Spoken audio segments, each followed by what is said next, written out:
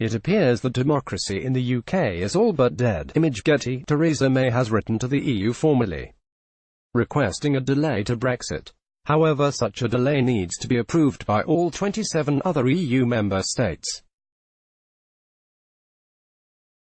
The Prime Minister's Brexit deal was rejected for the second time last Tuesday.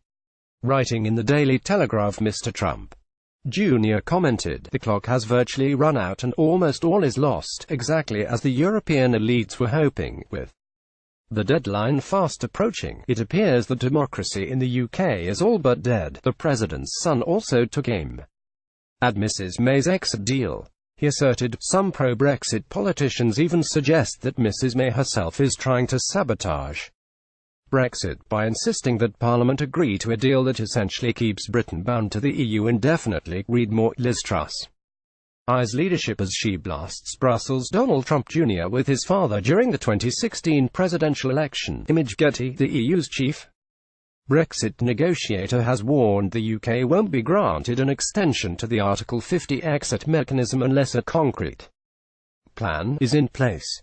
Such a plan could potentially include a second referendum or general election.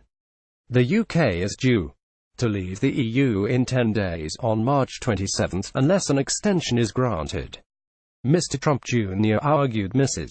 May should have taken more advice from his father during negotiations. He wrote, "Mrs. May ignored advice from my father."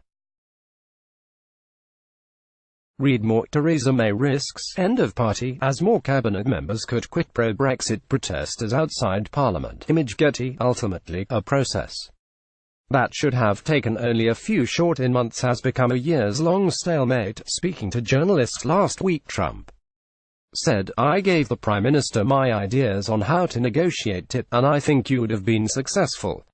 She didn't listen." However, President Trump didn't reveal what specific advice he gave Mrs. May.